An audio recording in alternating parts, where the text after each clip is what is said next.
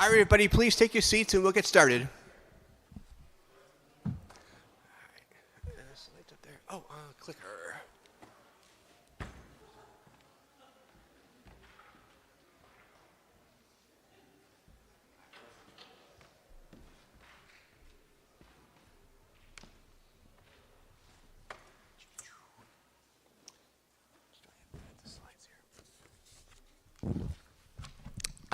Good morning, everybody. Welcome to our October congregational meeting. Thank you all for coming. You can kind of see from the top here, we have a busy agenda today, so we have a lot to try to get through in the next hour or so. So let me first open a prayer, and then we'll get started on the different agenda items. There are some physical handouts. I don't think you really need them, but if you want to hold paper, there is some paper in the back on the table outside the doors.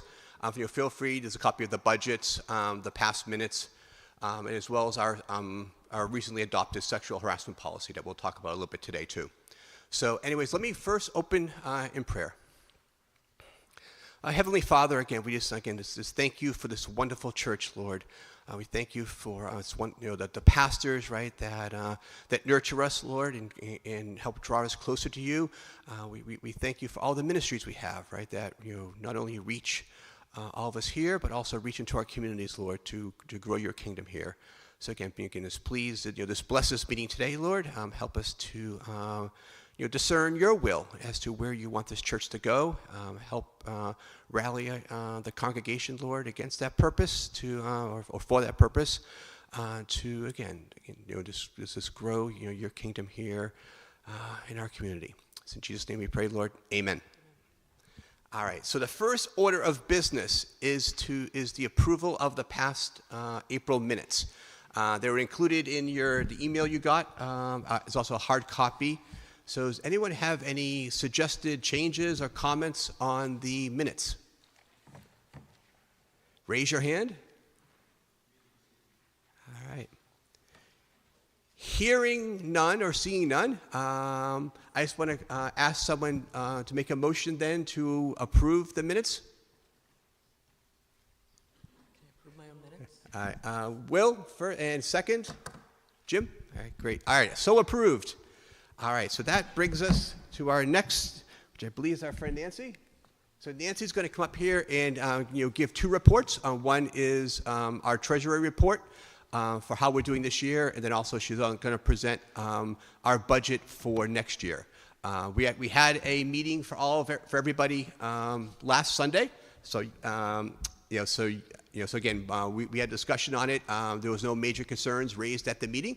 So I'm going to have Nancy sort of just kind of briefly go through both the treasury report and the budget, and we can vote on the budget and then move on to the ministries. So Nancy, I'll leave it to you. Do you want to take the vote for the budget after I do my presentation? No, after I will, yeah. Yeah. Okay. Got it. Okay. Good morning. I think the operative word from Will that I heard was briefly. We did have a very comprehensive discussion a week ago by Zoom and in person, and it really helped me focus a little bit more, too, on the 2024 budget on a couple of small items. But right now I'm going to talk about September numbers, and for September we are behind. We're not meeting, our income and expenses are not balanced. And that's how our budget was built for 2023, and that's going to be part of our budget for 2024 also. We are living on our reserves right now. Right now, our income, this says the number 633,000. That includes all sources of income. General fund income, which is the number that really drives our operations, that's 617,000. That's about $33,000 behind what we need based on our budget alone. And our budget, of course, is a deficit budget. So if we were to have a balanced budget, it would actually be higher. However, on the other hand, we see some positive aspects to the income through September of this year. If you may recall, you may have been here in I think it was July, when we talked about our revenue as of June. And we were in a much worse position than we are right now. At that time, our income, our deficit was somewhere about $90,000, and it was causing us great concern. Right now, that deficit is about $75,000, still not very strong, but it is much less than our budget, and we're seeing signs of some revenue increases. So I did a quick projection of our income, the income as of September of $617,000, and historically, we have had a bump in the fourth quarter for whatever reason. Bonuses, people looking at what their giving has been for the year and providing more gifts, over and above the tithe. If I project based on this income as of September, if we get a 5% boost, that will narrow our gap to where I believe our deficit would be under $50,000. If it is 10%, the boost, 10% over average giving for the first 9 months, we would come closer even to the balanced budget, or at least a smaller deficit. And just for historical information, in 2021, we more or less had a balanced income and expense. In 2022, we did end up with a deficit. It was about $40,000. But we are seeing some signs of a trend up, and we're looking forward to that, and we pray that everyone will be a part of that. On the other side, on expense side, we are well under budget in all major categories, as we typically are, and that was something that helped us as we developed our 2024 budget. So I'm going to stop there in case anyone has questions about our year-to-date income or expense. I'd be happy to, but you have to talk loud because I don't hear well. Anyone have any questions for Nancy on the current finances of the church? All right. Cool. All right. Great. All right. So then, so what Nancy is? So Nancy, again, we're still in the deficit, and even still with a modest increase, we'll still be in deficit. So, but with a good increase, we could even you'll finish the year. So we prayerfully ask those out there, right? If able, obviously, if you can, obviously, increase giving, in the fourth quarter, we should be able then hopefully to finish the year without a deficit, which would be wonderful. Okay, and I should have said this before, but we do have cash reserves. Yeah. And those cash reserves, I often say those reserves were built up during the PPP loans when we took in about $130,000 of free money, and we qualified for it in all respects. But we actually had a surplus before that. We had some cash reserves before that. So the church, I think it's like any household too. You kind of go through periods of fat and periods of not so fat, and we all trust in the Lord, and He has blessed us in so many ways, and helped us to meet, I think, our goals. And the 2024 budget, we hope, will be the one that advances our mission again. So for 2024, there are two areas of income I want to talk about. For 2024, we kept our income, general fund income, the same as it has been in 2023. So that is $875,000. And that's because we haven't seen a trend that's going to get us well over that in this year. So to be fair and not to mislead, we feel that that is a good number. We certainly pray and have a goal of going beyond that. The other thing I did, and that was a result of our discussion on Sunday, which was very helpful for me, was we have $300,000 in an Ameritrade account, which is soon to be a Schwab account. That money is earning investment income, interest income. It's in a variety of CDs and treasuries. And of course, with the interest rates going up, we're expecting, I changed the number in that budget between version 1 and version 2. So I did increase that to $9,000, based on about $300,000, some of which is kept in cash because we need to be able to move money from our stock account into our cash account, our checking account, to pay the bills.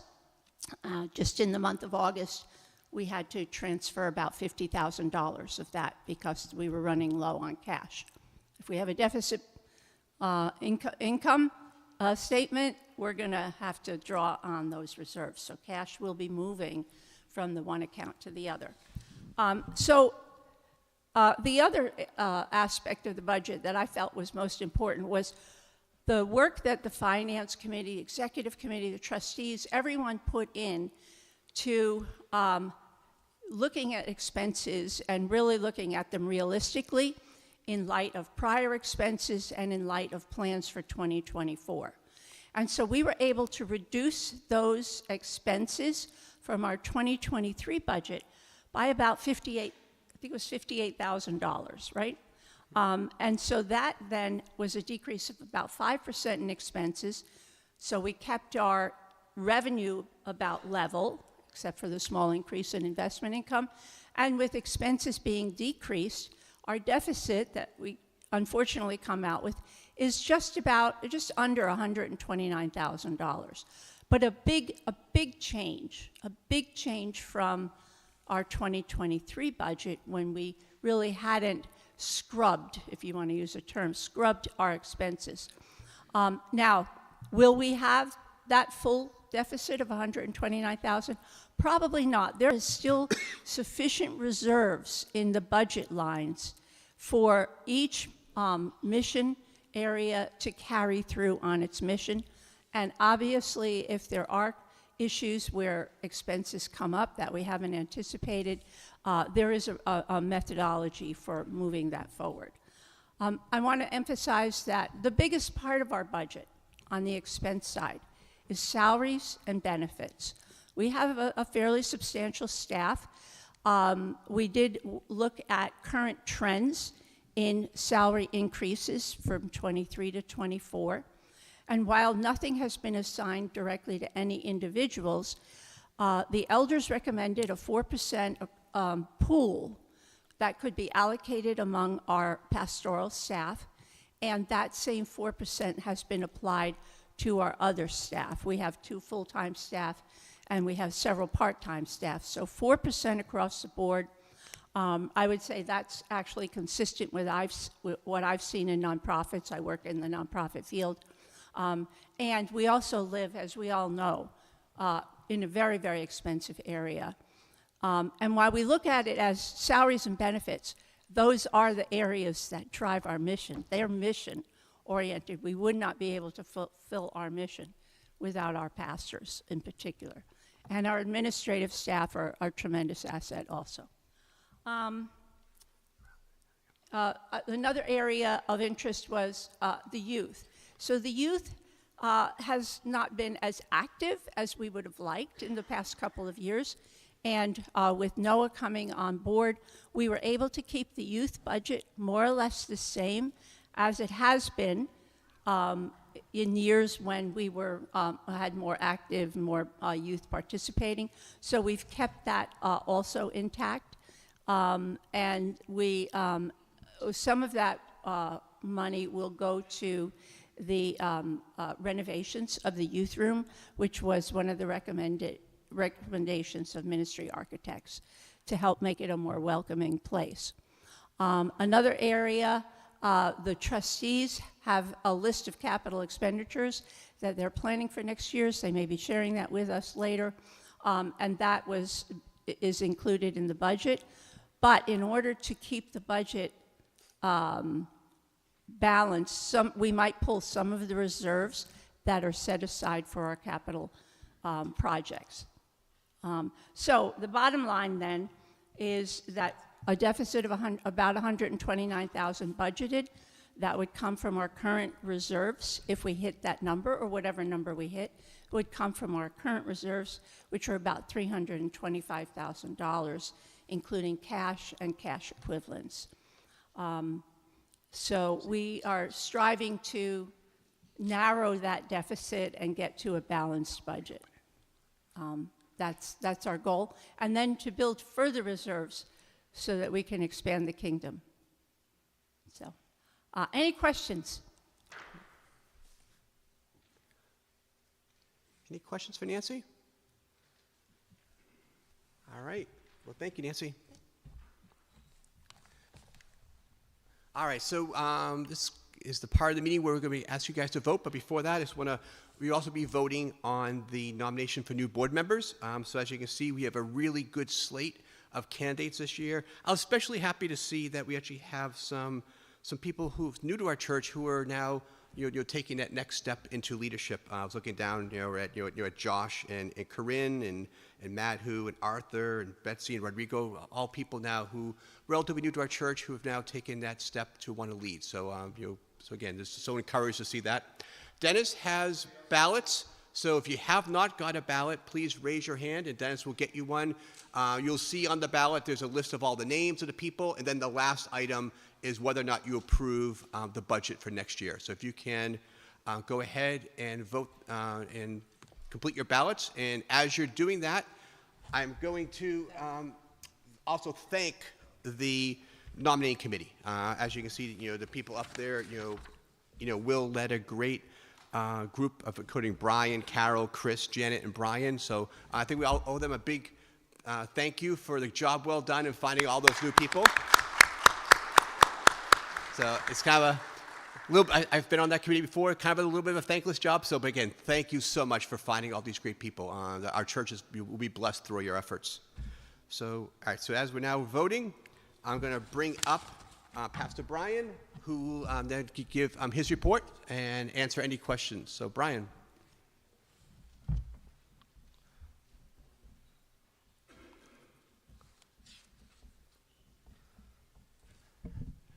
Thank you, Bill, and thank you for leading our church through the executive board. I'm really excited about the way our church is progressing. We have new visitors every Sunday that are staying and coming back. We have an enthusiasm here that's contagious. People like our church and they like us. If you could have seen at the Candy Carnival that people just wanted to talk to us, and it was just a very, very good outreach. And so we're thankful. We as the staff are thankful. I'm thankful to be fully staffed, to have Noah on our team, and we're thankful for the direction in which we're moving. And so thank you for both participating and for your giving at our church. I was charged with certain goals that you see before you there. One of them is to work on the safety team. We want to protect our adults and children. We do not live in a safe place anymore. Montgomery's safer than most, but we are looking to beef up our security and our safety, and so we've been in touch with the Montgomery Police Department. They've gone on a tour of our church. They've made very good recommendations for us to beef up that security. We have just completed a self-study in order to start the process of getting a $30,000 grant, and that grant will be for locks on the classroom doors, more cameras, motion sensors in the church, outside motion sensors as well, so that we can try to protect our church and our people as much as possible. We've locked the back door or the gym door after service because we don't want people coming in through all sorts of entrances. We want one entrance and one exit to our church as well. We're really trying to make this church as safe as possible for you when you come on Sundays and other times as well. So I want to thank our security team for that. Rob Watson, trustee, leads us in that. We're going to establish an outreach team that's going to seek to impact our community, both in events and evangelism. And so Dennis Norby's done a great job of holding that together. We're going to meet with Dennis, and we're going to increase that team. If you'd like to, if you have a heart for seeing people come to Christ or making a difference in our community, that's the team for you. Dennis, I do want to thank you for everything you've done. Feed My Starving Children was a huge success. Thank you, brother. And we're moving in that direction this year as well. Support groups. I can't overestimate the value of support groups. People that are hurting find other people that are hurting and grow together around God's truth. Of our last round of grief share, 2 of those people are now coming to our church on a regular basis and call this their church. We started up divorce care. It's been a privilege to be part of that as well. Tanya Robinson with the Lean On Me group, it is online, so we have people from all over attending. And so we're excited about that. I think that's only going to grow. And another support group or two I'd like to start at some point would be parents in pain, parents that are watching their children suffer, like we are with Mary Kate, or parents of prodigals, you parents who have had children that have gone off the rails and have broken your heart. I think there's a real need for parental support in that area as well. We're looking for outreach programs for our gym. We know that pickleball has taken off, and so we have a gym. We want to start talking about pickleball. There's a family I want to talk to who are avid players, how we can set up temporary nets and play, especially in the wintertime. And we want to get basketball back. We lost basketball during COVID. We had 60 people coming on a Tuesday night to play basketball. We want to get back into that as well. Our gym is a great asset for use of reaching our community for Jesus Christ. Let me move on quickly here. We want to be an ongoing voice in our community. Noah and I will start going to Municipal Alliance. I've been going to that myself, but it's mostly youth-centered. There's a community group as well, and I am pleased to be part of that, and they value our opinion, so I'm very thankful on that and hope to keep doing so. We want to raise up new leaders. We have a leadership class in process. 20 people are attending. We want to particularly look for elders and deacons out of that and train them up in a special class as we go forth. And we want to offer a second Reveal survey. In 2017, we had our first Reveal survey. We judged how well we were as a people, how deep we were, how our practices, our spiritual disciplines were. We wanted to look at that and evaluate how are we doing in growing in Christ. And so because of that, we did that survey. We're going to take it again to see if we've improved in any areas, if in fact you are walking with the Lord better than you were in 2017. Any questions that you would have for me? Any questions for Brian? So Brian, so the Reveal survey hasn't really changed too much, so we hopefully can do an apples-to-apples kind of comparison? I think so, Bill. Great. Yeah, I think so. We'll be doing that next year. Yes. Excellent. All right, any more questions for our wonderful pastor here? Going once, going twice? All right. Thanks, Brian. Joel, up next.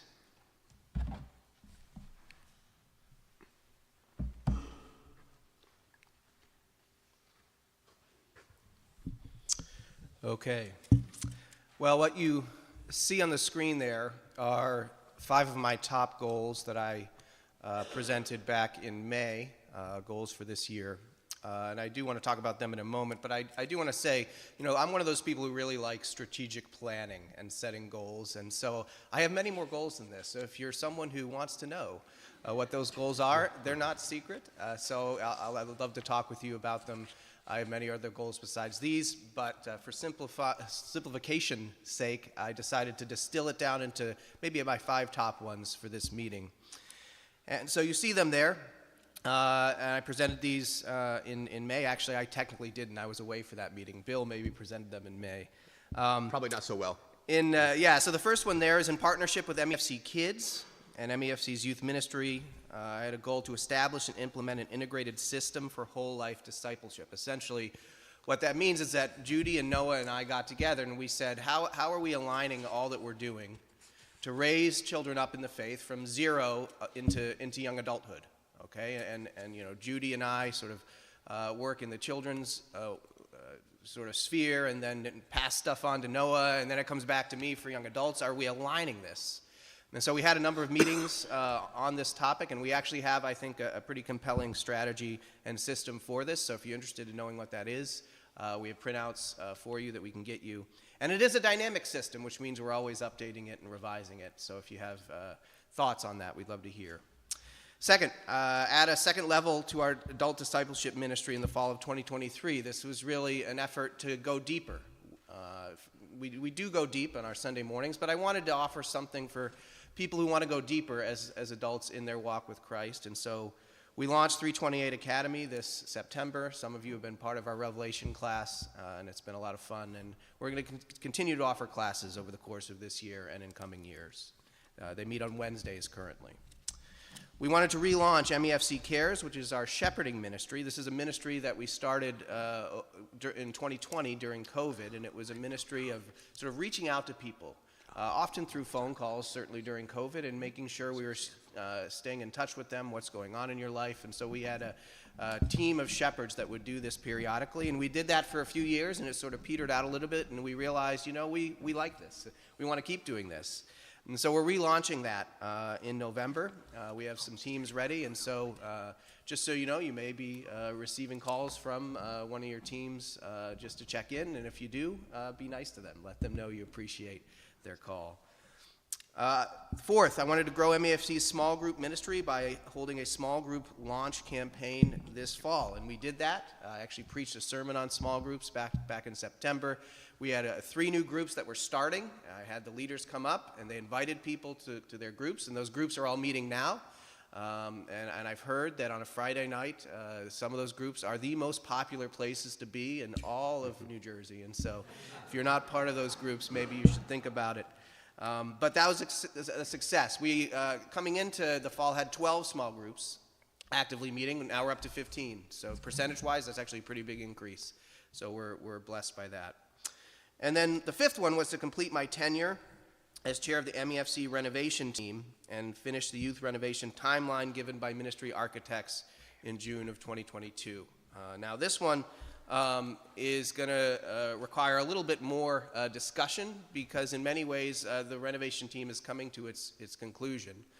So what I'm going to do is I'm going to pause now and see if you have any questions on the first 4, and then I'm going to call Jim Smock up and we're going to give a report on the youth renovation team. So any questions on bullets 1 through 4, or let's just say not bullet 5. Anything that's not bullet 5. Yes. Bob. Yeah. So the deacons and their mission statement, Sure. No, it aligns with that, and actually the deacons are many of the members of those teams. They comprise many members of those care teams. The deacons do. Yeah.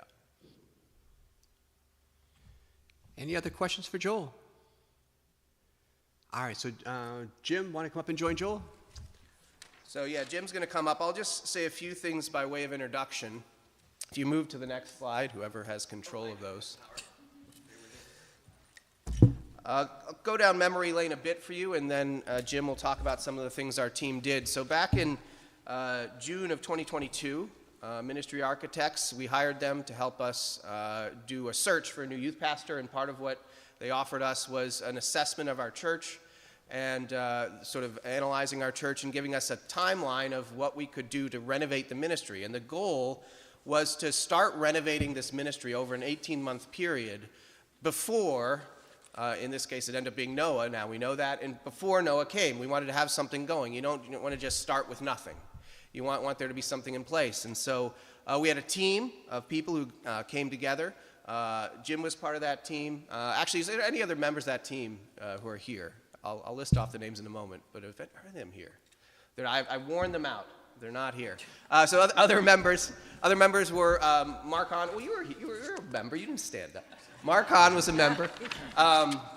Zach Garlitz, who moved to Michigan. Lauren Holmes, a member, and then Leisha Kearney was also a member. Okay, so the 6 of us started meeting in the late summer of 2022. And started doing a number of things to sort of have a youth ministry in place that certainly Noah's going to improve upon and has greatly, but just so that he wouldn't come in with nothing there. And so we had some specific things we sought to do surrounding an 18-month, 9-page timeline, a pretty detailed timeline that Ministry Architects gave us. So I'll turn it over to Jim to talk through some of the specifics of what we did regarding that timeline. Well, first of all, I'd like to express my appreciation for the pastoral staff, too, because our program, our committee, could not function without their support, and that's the entire pastoral staff helping us through that process.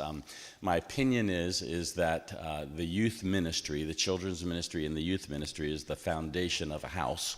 And if you don't have a good foundation, you won't have a house in a very short period of time. And so obviously our church had selected ministry architects to make sure that that foundation was what it should be, and had our committee help design that strategic plan around that and work together with our entire pastoral staff to make sure that that was accomplished. And I personally am very encouraged by what was done that way. Very simply, as you can see up on the screen, we had the opportunity of creating a strategic plan specifically for our youth ministry. And that wasn't just simply a thing of, okay, here's a nice one-page thing, et cetera, document. Included lots of goals and objectives, outcomes, metrics that are part of that. So it's not just fluff in the sky, so to speak. It's very much a rigid, this is what we're looking for, these are the things that we're accomplishing, and the exciting part, I'm not going to take a whole lot away from Noah, but the exciting part is that we're doing very well in that, and we thank the Lord for that too as well. We also had to create a job description for our hopefully youth pastor as we started out when he came, so that we knew exactly what expectations were, and through, I guess it was a third of the way through our committee time, we had the opportunity of connecting with our real youth pastor, and thank you folks for working together, and as well as also the search committee for that effort. A good selection that way. We obviously wanted to keep our parents, especially the parents of our youth ministry, involved in that process and make sure that they knew what was going on, and also establish things to make sure that the communication was going to be there, okay, so that they were sure that their youth were going to be in safe hands and well organized hands that way too as well. And we had to bring together other volunteers to make sure the youth ministry kept going. So we're thankful that that happened. We're still involved in the process, but formally we'll be stepping down shortly, okay, and continuing to help out as best we can. Obviously, lots of things such as establishing back-end kind of things like attendance records and making sure that we're following up on new folks who come in and connect with them from a, so to speak, marketing standpoint to make sure that our youth ministry grows was there too as well. And just a process to make sure that we've collected that information, and it's not going to just sit on the shelf, but we're going to actually use it that way. And again, I just commend the pastoral staff, especially Noah, and his integration of what we came up with, along with the other congregants and things like that to make that happen. So thank you so much, and thank you, Pastor, for your efforts too. Sure. So again, just reiterating, it was an 18-month timeline that we were given in the summer of 2022. So if you do the math, we are coming to the end of that this year. But I want to make sure you heard what we've been doing. In many ways, this is almost like a closing report. This is what we've been doing and what we're sort of finishing up doing. We're on the last page of the timeline, which feels good. So just know that I believe our money was well spent in this regard, not just to get Noah, but also to establish the ministry we have and establish foundation to build on. But I'll take any questions that you have. Any questions for Joel or for Jim? The one in the back. Peter. Yeah. Oh, okay. I think people need to know the work Bill did during COVID, keep forward going, huddles, suggestions, study groups, things like that. And if you don't do things to public, get public recognition. The building, people need to know Joel did work hard, keeping those together, huddles, just things to study, and there's a lot of appreciation there. This is a couple weeks short when you want to have testimony for a small group. But my goal, what years has it been to start small groups?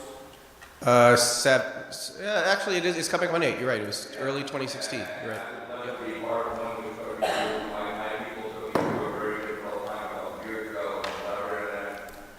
Anybody who's not in a small group, I count a couple more started. Yep. Jim has one. I really encourage you to think about it. Yeah, there's a time thing involved, but once you get in there, you're going to find, gee, I'm really glad I did it, and you find a way to make time to be in that group. It's very uplifting, and it's a great opportunity. So, Phil, thank you for your work. Thanks, Peter. Any other questions for Jim or for Joel? All right, thank you, guys. All right, and that's a good lead-in now to Noah to give you an update on our youth ministry.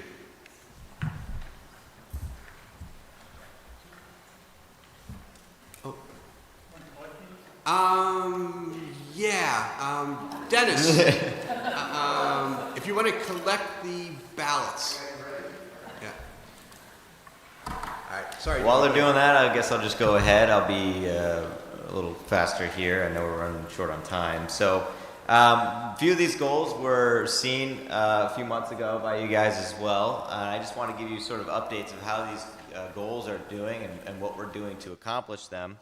And so one of the things I recognized when I first entered here is we had a lot of students from a lot of different schools. So the community of students, they really did not know each other. And so one of the ways we tried to help that is to really have a lot of events where they can talk with one another, be with one another, play sports together, do whatever it was. So we try to have more frequent events, more frequent things happening with our youth program. And this overall has built a lot of friendships and relationships among these students. So we've seen a closer community develop, even though these kids are going to many different schools. So that's been a really nice thing to see.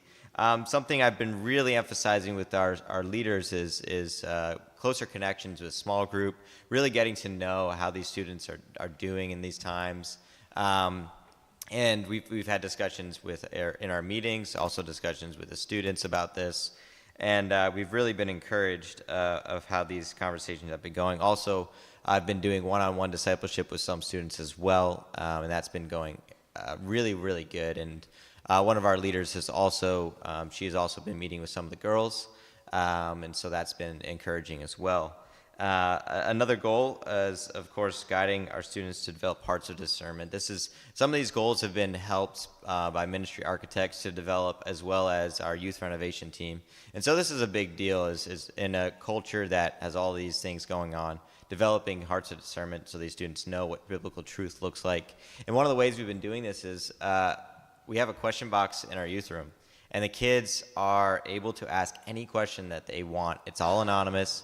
And we've had dozens upon dozens of questions, and we've covered really hot topics about the question of homosexuality, topics about evolution and creationism. We've talked about things of why does God allow evil in this world if he's so good. And so we've covered some pretty deep and meaningful conversations with these kids, and so they've really benefited from this question box, and we're still flooded with more and more questions, which has been really good. And I don't want them leaving the church and heading on their own saying, well, my question was never answered. My thought was never addressed. A lot of times you'll see people in the deconstruction movement, that's a lot of their complaint is they had a lot of questions, they never really got answers. So we want to help mitigate that. And then also we're doing a series on apologetics as well, a discussion of why do we believe the things that we believe. Our next youth group, we're going to be talking about evidence for the resurrection. So, and then finally, the next one is developing rebrand of the youth group. We've got a new name, The Way Student Ministries, new logo, we have new merchandise, all those types of things help students come back and kind of feel like they're part of something. And then also we have been painting the youth room. I don't know if you've seen it lately. Looks a little bit different than it did. We're getting new furniture as well. We're trying to create an environment where students want to hang out. They want to be there. And so this has been something that's been recommended again by ministry architects. And we've been working on this plan for quite a bit of time now. So, and then lastly, yes, getting involved with parachurch organizations. This has been incredible working with Carolyn, with FCA.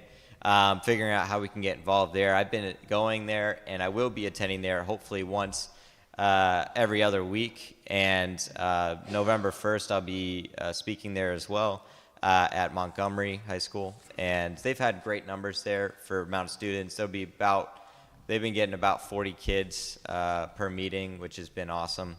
And then I'm hopeful to attend the Hillsborough one as well, which meets on Tuesdays. So. That has been really awesome. I'm really looking forward to that partnership and what it can do. And Carolyn's been great in saying, hey, feel free to promote your youth group, your church, because that's the idea. That's why these parachurch organizations exist, is to get students, unchurched students, involved in a local church, to get them part of a church family. So we're really trying to get that to move forward. So I'm excited to see what the fruit of that's going to look like. And then another organization, of course, is Word of Life, somewhere I went to school, graduated from. But they have a local missionary. We're going to be doing an event, I announced it to you all a little bit ago, called Reverb. And this is really a way for students to bring their unchurched friends to hear the good news of Jesus Christ. So we're excited about that event. That's going to be a good time. But that's all I have for you guys today. Like Joel said, this is only a small sample size of some of the other goals that I'm working on, but this is just so you guys know more of an overarching view of what's happening and what we've seen. Any questions? Yeah.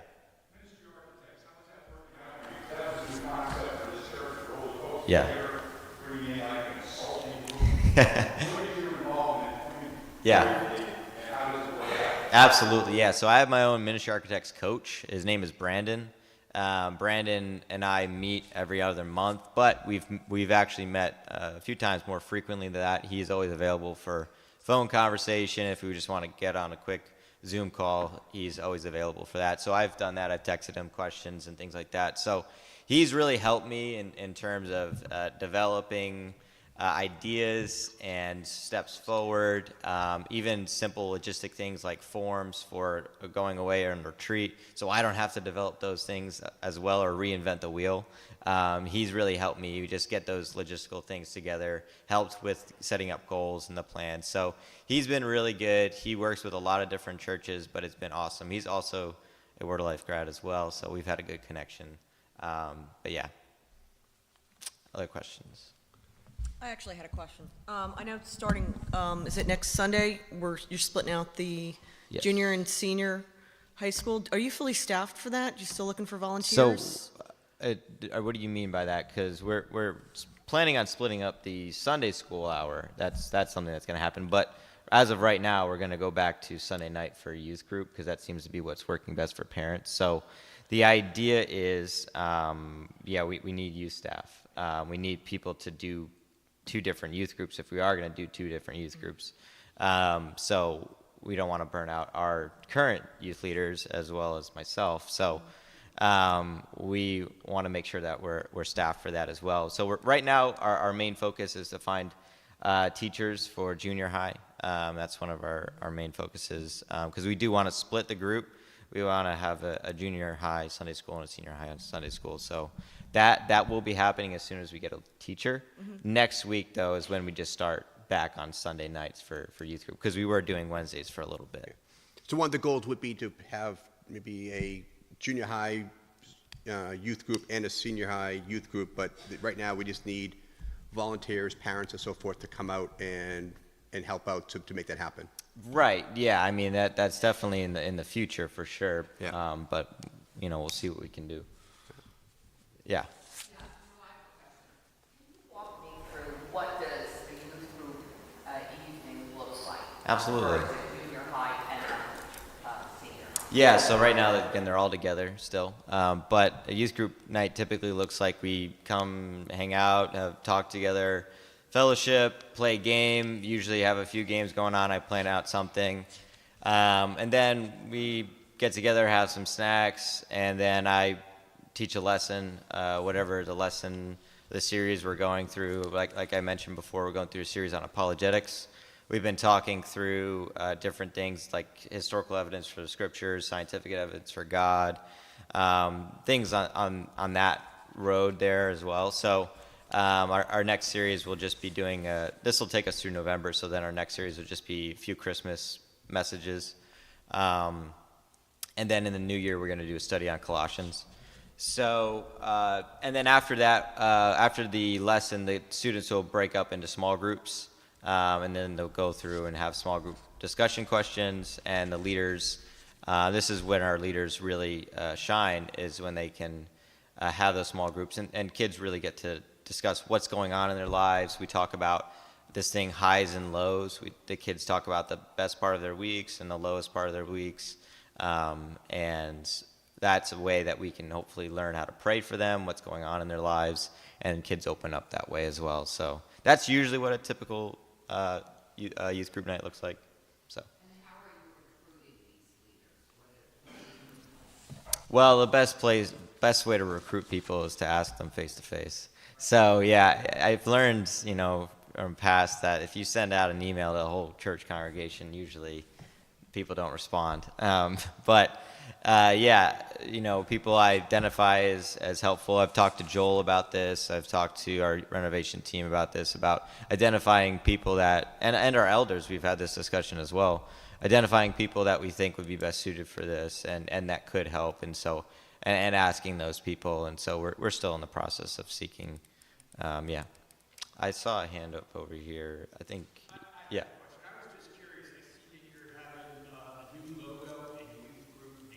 Yeah. The Way, Student Ministries. So it comes from John 14:6, right? Jesus says, yeah. I don't have it up there. I could show you in a different time. Yeah. And I'll just go over why we do that. I think it's important for students to feel like they're kind of part of something, part of a movement or involved in something. A lot of times kids can go to the church, they don't really feel like they have a place in the church, and this kind of helps them feel more welcome, like they have a spot. And then it also helps when you have some kind of merchandise, a t-shirt or something, they bring that to school. Kids say, hey, that's a really cool t-shirt, like what is that? It opens up conversation. And I've seen in the past how that gets kids interested in a youth ministry. So that's one of the reasons that we're doing that. And it also, just like you guys do, welcome bags for visitors, that's something we want to do as well, where kids fill out some information, we get information about them, and then we'll give them some of our youth group, whatever is a t-shirt and some other thing like that as well. So kind of what we do in the larger church setting, but, bring it into a youth group setting. So. All right. Seeing no more questions, thank you very much, Noah. Thank you. All right, Mark, you're up.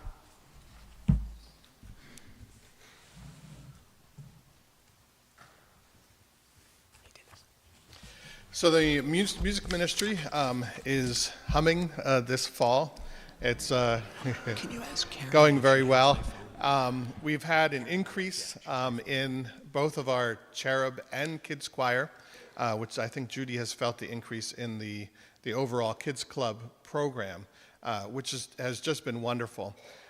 For worship, which is number one, we've been looking for a guitarist for our band for years. And I think we might have finally found one. So you saw an addition of a new vocalist in our praise band.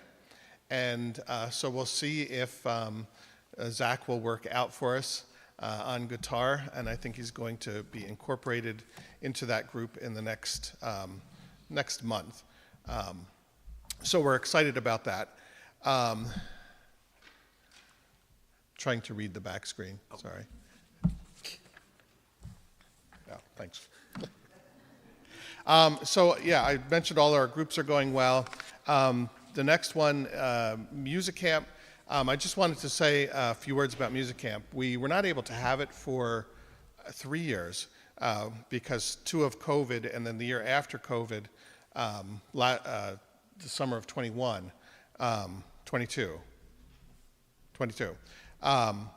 It was kind of like a rebuilding year. And all of the kids that were in the program before, most of them had already aged out of the program, and so we were trying to build a new base for the program. So this year we were able to. We had a great 1 week of music camp this year. All the families were very excited about it. We had Corinne come in as an extra adult leader this week, this year. And so we're looking forward to next year, and hopefully after next year, maybe building back up to offer a 2-week program again. But that's all dependent on the interest of the kids. So we're excited about that. Times of fellowship. We have a good schedule of different fellowship events that will be offered. And our next one coming up is in second week in November, which is a hymn, sing, and dessert fellowship. And then we also have a concert this afternoon that you're all invited back to at 4 o'clock, which is our piano concert. And we have our Christmas musicale the third Sunday night in December, and to help celebrate our Christmas season. And also Sam. Sam has been going very well this year. Last year we had probably averaged about anywhere from 30 to 35 a week. This year, the last first 2 weeks of this year, we've had 45 and 47. And we set up tables of 8, which is our round tables, and I've only been setting up 6 tables for Sam because we like to have an empty table just so that everyone feels welcomed, whoever comes. And so now we've kind of been maxing out our tables the past 2 months, which is exciting. So we're going to start setting up some more, and hopefully that ministry will just continue to grow. It's a wonderful time of fellowship. It's a wonderful time for the church to bless our senior saints, and it's just I think it's just a wonderful ministry. So, and we're excited to do that. So, are there any questions? Any questions for Mark? All right, well, Yes. oh, there we go. Are there? For me that I'm not very familiar with this senior saints, what is that about? Can you just say something? What's that? What's a senior saint? The senior saints, yeah. Oh, Sam. It's a monthly luncheon, and so we gather. We provide a lunch. Usually, Pastor Joel brings a devotional. We sing some hymns. We do some table games. It's an hour and a half program, and it's just a time, to give our seniors a chance to fellowship with one another, and to further learn from God's word. Joel's always great when he teaches. Everybody really appreciates his ministry, so it's a wonderful time to be together with the seniors.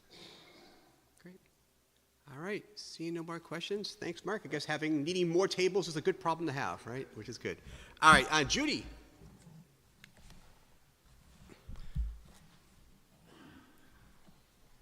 Oh, you still got your ski boot on. Hi, everyone. I wanted to just go over some of the ministry goals and how they've been met. Joel talked about the plan for birth to 18 that we worked on, and the plan is in place. As far as a Sunday school, I recruited 3 new teachers this year and 2 new substitutes. I'm always on the lookout for more. We have 5 Sunday school classes for kids, and there are 32 kids total in those classes. I've been trying to continue to ensure that teachers are compliant with our child safety policy. I've been encouraging parents as they lead their children spiritually by providing articles and ideas for them on the MEFC Facebook page. The other thing that's been interesting to me is how often the teachers want to learn how to be better teachers, how to be better disciples. And so this past year I led a 6-week book club with the book Show Them Jesus, and they were excited. In the past I always thought, oh, they're so busy, they're teaching Sunday school, they don't need to hear from me or someone else. But that's not true. I was really excited to find that they were more excited to learn. So this year I'm planning to do another book. I'm thinking about a book called You Are a Theologian by Jen Wilkin, where you get the basics of Christianity so they are able to teach it better. Joel and I offered a discipleship 101 class for parents where we discussed how to disciple their kids at home. We're hoping to do another one in the spring. I'm also working with a special needs committee that was formed to assist parents and teachers, providing them with helpful resources. So far, all I've given is resources. So we'll see how that goes. VBS this past year was a wonderful event. We had a really good bunch of volunteers and kids that came. And we're looking for VBS curriculum for this coming year. I'm also acting as the supervising and acting as a liaison for the Operation Christmas Child boxes. So if you want to do a box, or if you want to help me receive boxes, it's November 13th to 20th. And I think that's about it. Any questions? Questions for Judy? All right, thank you so much. Thanks. All right, so now we're going to go into the the various boards that we have here. In the interest of time, I'm going to put a request out there, 2 minutes a board or so. All right. Okay. Go, Steve. Yeah, I had a The short. clock is on. I had a long version and a short version, and since Judy ate up all the time, we're going to go with the short version. So the elders, we meet twice a month with the pastoral staff. On the elder board is Brad Cochran, Ted Katramatis, Nelson Luna, Will McKay, Dennis Norby, Glenn Shimamura, Warren Smith. Brian is, by nature of his office, he is also an elder, and then myself, so that gives us 9. We work closely with the pastoral staff. In the last, so whenever I give these reports, it's always you've heard most of what we discuss with the pastor's reports. But I just wanted to point out that for the past year, we've been really intentional about planning, a strategic plan. In the absence of proactive planning, you end up with silos. So the youth are doing this, and Joel's doing his thing over here, and Brian. So what we've tried to do is come up with a very broad plan which integrates all the ministries. So we have 10 goals, strategic goals for the year, and I made a short version of each one of those. That's the first bullet. And within those is goals for everybody. So, and because I have a 2-minute limit, I have copies. It's a 6-page document. If you want to see how that works, you're more than welcome to get a copy. If you want to email me at the email address up there, I can give you a PDF of it. But we've been excited about how by coordinating all these things and adding outcomes, what kind of outcome do we expect from achieving this goal? We put numbers on it, we put dates on it, and you've seen some of that in the pastor's reports. So rather than trying to go through some bullets, which will take much longer than another 27 seconds. 22. Does anybody have any questions? All right, any questions for Steve for the elders? All right, well, thank you guys for all you do. Up next, Amanda, deaconesses.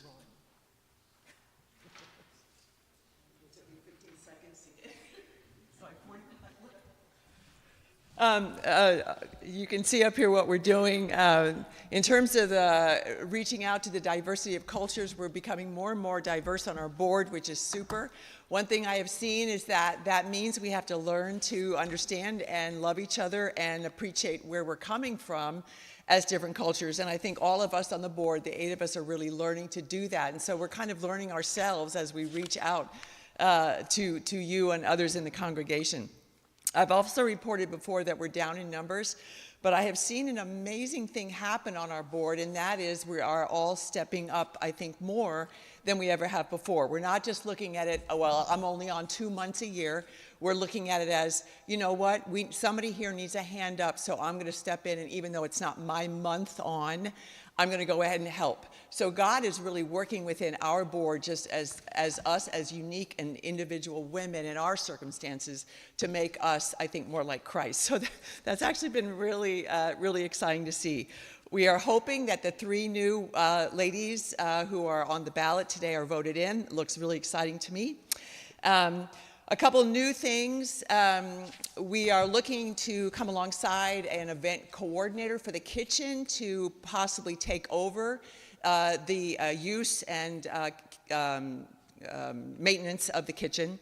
Right now, he is looking to get a cleanup team for us, so when we have all church events, we have someone to help us. When we're on our last legs, we have fresh legs coming in to help us clean up, so we're very excited about that. And also, just as we just recently had a midweek funeral, I think there's a need for another team to assist with midweek funerals when we're serving food. So I'm looking perhaps to find some folks who will come alongside me in doing those. Any questions for me? Great. All right. All right. Done. All right, Bud, you're next.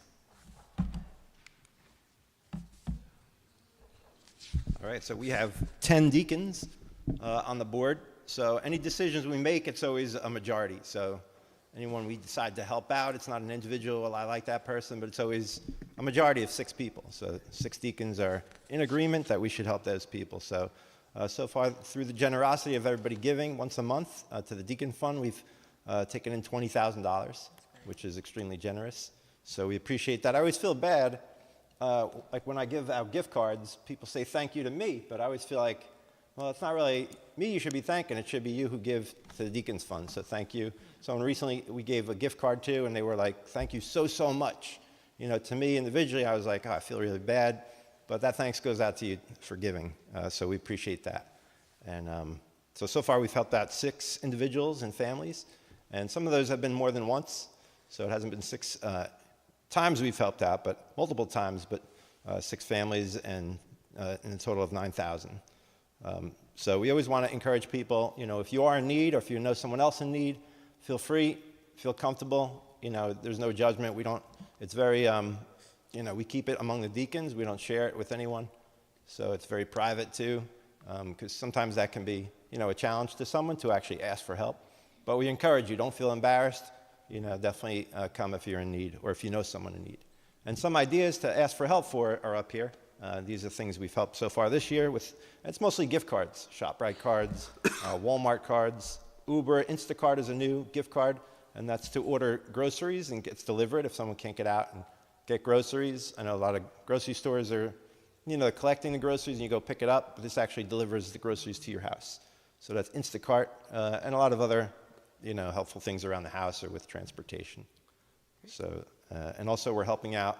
Shelley's been very helpful with the pantry, the food pantry right outside the front door. So we're funding any replacement items that are getting restocked there. That was one of our goals, so we recently started helping out with that. So that's it. Any questions for Bud and all the great work that the deacons do? All right. Jim, trustees.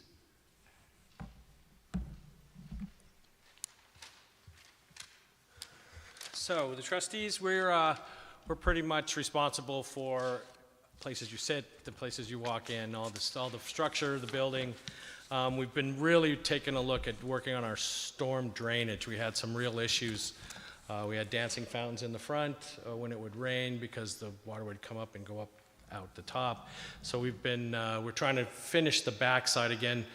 As Nancy had alluded, we spend the most money. So we're kind of taking things slow. We did have the parking lot was to be seal coated, cracks repaired, and painted. Due to the budget issue, we just had it painted. It looks pretty good. But you know, those are the things. Brian and Judy are living with half a gravel driveway, and we were going to try to get that repaired as well. So we'll get those done as well. We're also looking to schedule work days again. We had one last year, earlier this year, and it was actually kind of fun. We got some carpets cleaned, and Glenn Schimmelmore did a great job on our windows, and we had a pretty good time. So we're going to look to schedule probably a couple of those after the first of the year. We did some repairs at the parsonage. We got them a new refrigerator, again, the driveway, and we had to do some issues in the lawn. We had some trees come down, had to do some septic system work.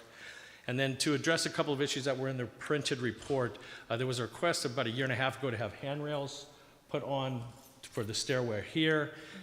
These are not structural. We would have to completely rebuild these whole corners in order to put, that would take. So we spoke with the person that made the original request, and they're all good with it. As far as the van, we're going to do a study over the next year on usage to determine what is our best financial move, whether it's replacement, repair, or rentals. So we're going to take a look at that as far as a second vehicle goes. So definitely keep one van, and whether or not Definitely, do we need to pay for a second van? Right, and you know, thinking with the varying usage that the one van gets, we may go with rentals, and we could rent a truck if we need to, or rent, you know, things like that. So. All right. Any questions for Jim with the trustees? All right, Jim. Excellent. Thank you, guys. All right, Donna and Kathy, come on up to represent the the missions. You guys can tag team. Okay. So we get 4 minutes now. Okay. So our ongoing goal is to have direct participation in the church. So we supported 2 people from our church on the Guatemala trip. We sent a team to Kentucky. They just came back last weekend. They worked really hard and accomplished a lot. And we've already have a trip planned for next year. And we're also exploring options for next year for a missions trip for the church. You've been great in participating in street church ministry, bringing food, and also ISI events. So indirect participation, I thank you for participating with the Baby Bottle campaign, coming to our missionary luncheons. Every week in e-tidings, we put out requests or prayer requests for our different missionaries, so I hope you're taking advantage of that. In 2 weeks, we have Persecuted Church Sunday, where we participate in praying for the churches, and you've been really good at providing clothes for the street church clothing drive. So all of this really hope keep you aware of the importance of missions. We have missionary moments where people come and share, and we send out emails when we get news from our missionaries. So if you are not on that list and would be like to be, just let the office know, and we forward their newsletters to everyone. And next Sunday, we have a luncheon with Ben and Julia Shimamura. We ask you to sign up. We don't normally do that. We just say come, but for next Sunday, we hope you come, but please sign up and enjoy lunch and hearing an update from them. Okay, well, last week we discussed the missions budget more in depth, but in summary, the missions budget for 2024 is going to remain at $130,000 like it was this year. We expect donations to cover this. First 9 months of the year were $92,000, about the same as last year, and we expect the last 3 months to be close to what it was the last couple of years. The funds that are becoming available due to retiring missionaries are going to be put toward the support of a new missionary, as well as increased support for some of our existing missionaries with needs. Besides these missionary monthly commitments, the budget also includes some discretionary spend so that we can respond to special needs and short-term missions opportunities. As Donna mentioned, we were able to address various needs, and we're going to also be, besides that list, we're going to be sending attendees to the street church men's retreat, and we provided Bibles for students, and we were still able to come in within our budget and to add 2 new missionaries. Great. All right, any questions of Donna or Kathy? Yeah, Chris?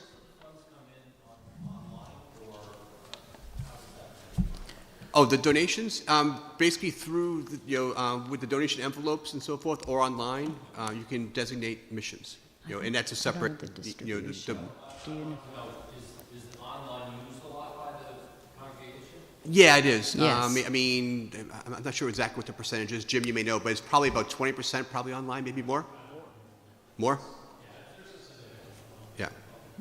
It's a drop-down in the menu Right. if you donate online, so our budget is separate from the churches.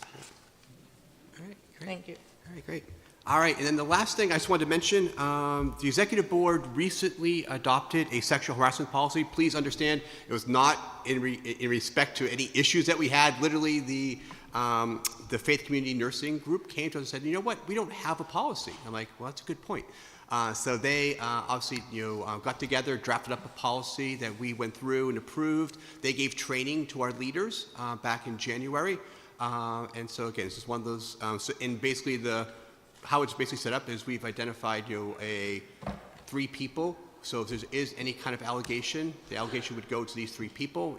It's initially it's going to be Brian, Heidi, and Ralph, and they would then do the investigation and then come back with a their findings to the board to see what the next step should be. Hopefully, this is a job that they'll never have to work on. But again, I just wanted to let everyone know that we do have a policy in place there now. So, any questions on that?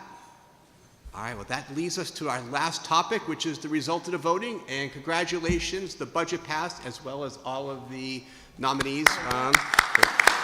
So all of you, thank you for all the, for all the new board members, thank you for your service. So that concludes the meeting. So let me just quickly close in prayer, and then we can get started for service.